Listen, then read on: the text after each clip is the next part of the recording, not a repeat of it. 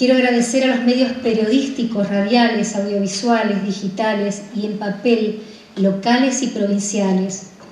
Al diario La Arena, cuyo director se encuentra presente homenajeando a la voz de Realicó, el señor Leonardo Santesteban. A Impacto FM de Américo y Luis Matías González, quienes fueron corresponsales del diario La Reforma por más de 20 años. A Infotec 4.0 de María José Cabral y José Sac. A Radio Patagonia de Daniel Barizone. A FM 104 de Guillermo Pérez. A FM Corazón Valiente de Gisela Ponce. Al periodismo deportivo del señor Tito Cabrera, al periodismo agropecuario y Nuestro Tiempo de Noticias del señor José María González, al diario digital Realicó, Infoniula, Pampi, revista semanal Realicó y Cristina Fernández, a María Angélica Producciones, TV semanal de Carlos María Toral y María Angélica Claverí. Considero sumamente justo que sean recordadas estas cosas como las de los periodistas, los diarios, las cosas que han hecho mucho por el desarrollo de los pueblos pampeanos. Y vamos a comenzar diciendo que el 2 de marzo de 1907 Tomás Leopoldo Murali funda Realicó. Y a los 2 años prácticamente ya nos llegan periodistas y nos llegan equipos para imprimir esas humildes hojas de aquellos tiempos. Las primeras máquinas, de acuerdo a lo investigado por Ricardo Nervi, otro querido amigo, que investigó la historia del periodismo pampeano, y lo mismo Jorge Echenique, las primeras máquinas vinieron de un taller de tipografía, un taller gráfico del señor Ulia, de General Villegas. Aquí con Tejero López, que era un sastre, y Antonio Acosta Pereira, que fue un ladero leal de Mulari durante muchos años, dieron vida al primer periódico realiquense.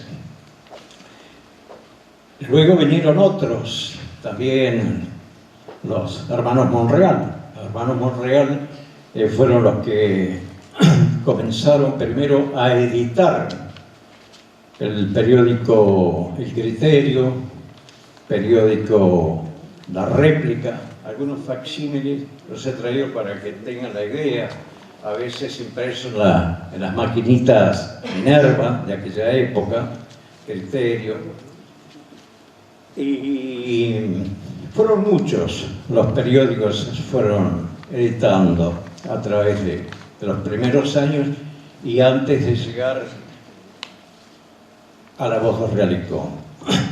Una cosa curiosa que lograron los hermanos Monreal, junto con Rafael Guadí y otro periodista que fue maestro de escuela y maestro de música en la escuela, Linares, Andrés Linares, que empezaron a editar en 1915-1916 El Georgista, que era una doctrina económica que impulsaba Henry George y que ellos lo tomaron como bandera. Aquí lograron sacar la única revista que se conocía por aquellos tiempos sobre la doctrina esta y que tuvo el privilegio de ser leída en la Cámara de los Comunes en Inglaterra, en el Congreso de Estados Unidos, en Uruguay, y de acuerdo a lo que vemos en la colección,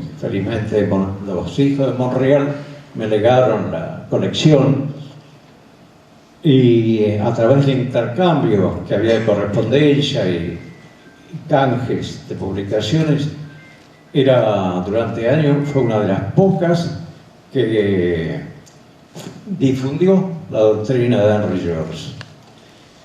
Después, el norte de La Pampa fue el que yo mencioné recién, que fue el primer periódico que se registra en la historia del periodismo realiquense. Después vinieron El Combate, vinieron algunos panfletarios, otros ya más informativos, Y también comenzó una serie de publicaciones en forma de revista. Yo tengo publicado en mi último libro, que es Apuntes para conocer la historia de Relicó, lo que logré reunir, que con la colaboración de, como decía, de Ricardo Nervi y de Jorge Echenique, creo que hemos logrado rearmar un 95% al menos de todas las publicaciones que existieron en Relicó desde la fundación del pueblo hasta ahora. El fragmento del que habla Carlos es de La Voz de Relicó y dice: una idea que surgió del malogrado y gran amigo que fuera don José Marcos Lara. Éramos compañeros de trabajo en el ferrocarril y traía él, entre otros antecedentes, el arte de escribir. Haber fundado una hoja en Coronel Granada, que no recuerdo su nombre. Llevaba en el alma al borronear papel, conversamos. En mi haber constaba haber sido cronista de la sección Deportes del periódico. El combate que dirigía el señor Eduardo M. Rolero, también tuve que ser el administrador del periódico El Popular, que tuvo una vigencia efímera. Volvamos a los contactos con Lara, textual. Nos entusiasmamos y nos pusimos en campaña. En mí descansó la parte financiera, así que comenzamos a conseguir avisos. Tuvimos suerte. De entrada hicimos una buena cosecha y nos alcanzaba para cubrir los gastos. Y así nos largamos. Lara desde ya hacía en la parte más difícil, la redacción y otras cosas. Contábamos con la inapreciable colaboración de, entre otros, el actual director Alejandro Sago y Armando Bataglia en la sección Deportes. Teníamos dos buenos muchachos, Luis Celusesoli y Dionisio de Bento. Fue impreso en la imprenta, creo que era El Pampero, de don Albino Botal. El local, nuestro domicilio particular y la propia imprenta, en un gran mostrador del que disponía el señor Botán. Y así luchamos, comprendidos o no. Hoy lleva 44 años de existencia. Considero esto toda una hazaña. Bueno, cuando eso llegó, yo me puse a escribir y esto es lo que les dejo como despedida. Para mí ella era la turca. Se está yendo a otro mundo mejor. Me deja su amistad, que luciré como una joya. Al nuevo mundo llegarán mis cartas vestidas de papel y bic de trazo fino, como en la patria de la niñez, espacio aéreo libre de fibra óptica, inocencia de la buena, sin vidrio molido ni jeringas, eternidad de amigas, antes del pecado original. Gracias.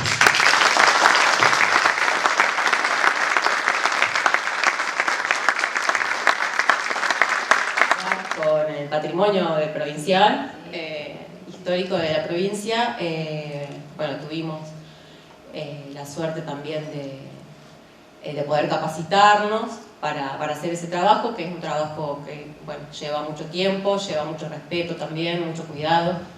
Así que, bueno, tuve la oportunidad de dedicarme durante 2 años más o menos a recuperar una parte chiquita de lo monstruoso que hay ahí adentro. Y bueno, en realidad todo esto para mí es como un mensaje luminoso que tiene que ver con todo lo que de alguna manera se fue nombrando hasta ahora en este encuentro, con la cuestión de hacer historia y de mantener viva las historias y la memoria de los pueblos, que creo que tiene que ver también con esa misión tanto del papá de Gladys como de ella. Entonces también es un poco como, bueno, poner el foco en quienes estamos ahora, en el presente, cómo nos comprometemos para mantener viva esta historia y un montón más. Están todas almacenadas en La Voz de Relicó, porque a medida que iba haciendo ese trabajo es impresionante las cosas que pasaban en este pueblo, hermosas en otro tiempo. Y bueno, me parece importante, digamos, como pararnos o preguntarnos cómo nos paramos en este momento donde estamos bombardeadas todo el tiempo de banalidades feroces, y cómo podemos llegar a rescatar estas pequeñas historias, pero gigantes, que hablan de nosotros, que hablan de nuestra identidad, cómo se las transmitimos a las generaciones nuevas. Me parece que Gladys también impulsaba mucho eso, y creo que sería un lindo homenaje por parte de los vecinos y vecinas que convivimos con Gladys y su familia, que ellos tan generosamente dieron su vida por Realicó. Gracias. Cuando yo llegué, por supuesto, no sabía cómo era la movida cultural en Buenos Aires. Gladys me enseñó, era una gran maestra, contándote anécdotas, mostrándote cómo eran las cosas. Yo cuando llego a la casa, ellos me incorporan con el director, con quien armaban los actos culturales, y a mí me toca la parte de la recepción de los invitados y el servicio del vernissage para ir, ¿no es cierto?, empapándome en el tema. Y mientras tanto, Gladys y el director presentaban los actos, conversaban con las personalidades, y me incorporaba a las charlas, ¿no es cierto?, de a poquito me fue introduciendo en el tema.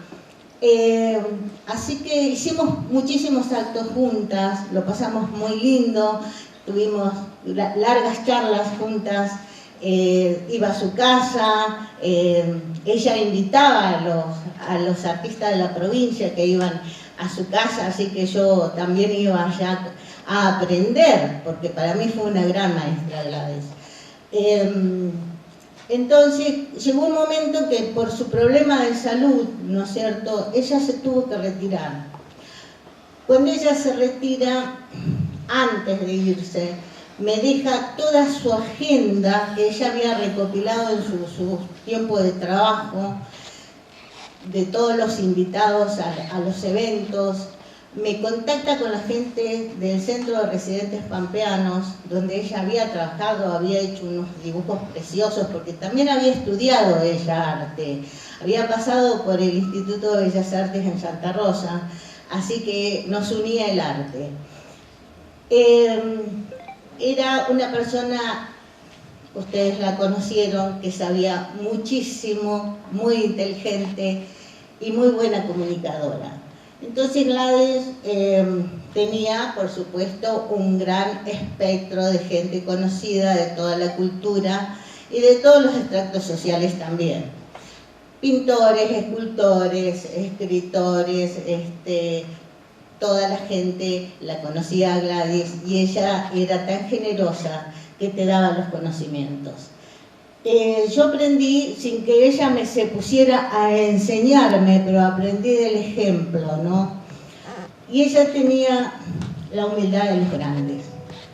Gladys tenía la capacidad de percibir, valorar y apreciar a todos los trabajadores de la cultura de los pueblos de la provincia.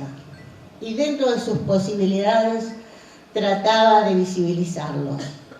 Y eso lo aprendí de Gladys, eso lo aprendí, y traté, cuando ella se va, me asigna su escritorio y su sillón, que lo mantuve durante muchísimos tiempos, e incluso hasta peleé con mis compañeros por el sillón, hasta que me fui de la casa. Ese era como un templito ahí. Gladys me dio todo el legado, todos los conocimientos, así que yo la llevo en lo más profundo de mi corazón. Homenajeamos a Gladys. Va a haber varias personas que se van a referir a ella, y me encuentro en ese momento en que sobra todo lo que hayas escrito y pensado, porque abundaron en detalles sobre la vida de este ser tan amado por mí. quiero contarles que lo recuerdo a don Eduardo Sago llegando a las 6:30 de la mañana, todavía de noche en invierno, con su saco, con sus bolsillos desbocados de anotaciones y apuntes, su libreta, sus lapiceras y su sombrero. Amigo de mi padre, primer lugar obligado de visita en Rancul. Ellos nos legaron la amistad, a Gladys y a mí. Yo sabía que era sirio-libanesa, pero para mí siempre fue la turca. La turca con la que, a diferencia de lo que refirieron, tenía grandes charlas nocturnas conmigo, aun cuando a veces tenía dificultades para hablar. Si su padre era quijotesco, Gladys no lo era menos, con la diferencia de que con Gladys no se transaba.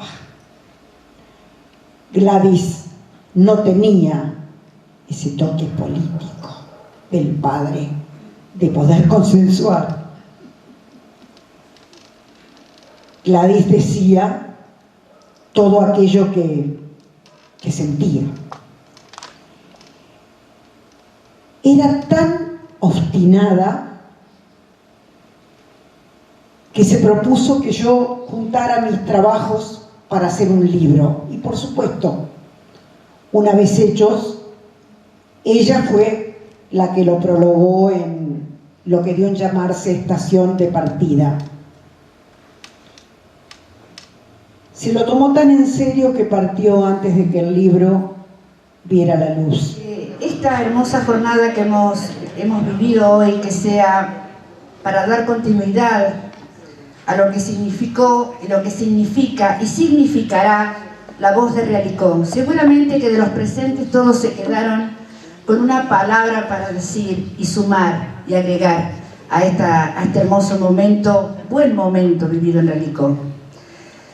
Declarar de patrimonio, como dijo Marina Sestrice hace un momento, que cuesta muchísimo. Acá nos llega una nota cuyo secretario de Cultura de la provincia es el señor Pablo Lucero, y acá comprometiendo la presencia también del señor intendente, que sabemos que siempre lo tuvieron todos los concejales, siempre las autoridades de Realicó han hecho mérito para lograr que esto sea declarado de patrimonio, pero aún nos falta, créannos que aún nos falta. Y esta nota, que muy buenas tardes, dice: lamento muchísimo no poder acompañarlos hoy presencialmente, pero no quería dejar de hacerles llegar desde la Dirección Provincial de Patrimonio Cultural nuestras felicitaciones por esta iniciativa tan valiosa de homenajear la voz de Realicó, ese periódico fundamental para la historia de nuestra provincia y región. Por esto es que desde distintas gestiones se viene realizando un trabajo conjunto entre la provincia, a través de la Secretaría de Cultura, el municipio de Realicó, las instituciones como la Biblioteca Popular, los y las historiadores de la región y la comunidad en general, para proteger este valiosísimo legado. En 2011 ya se declara Patrimonio Cultural de la provincia la maquinaria del taller y la técnica tipográfica utilizada para editar el periódico.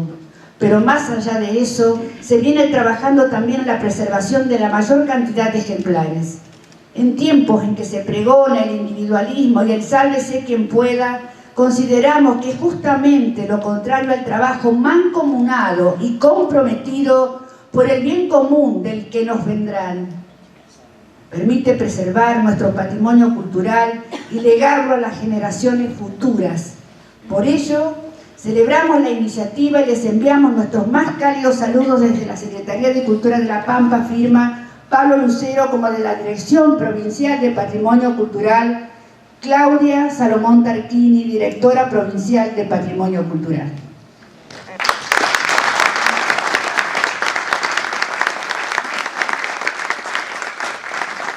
Vamos a proceder a descubrir lo que consideramos simbólico de la voz de Realicó y le vamos a dar a Nelson Junco, que justamente sus manos han pasado por aquí, Nelson, a que descubras nuestro primer cuadro.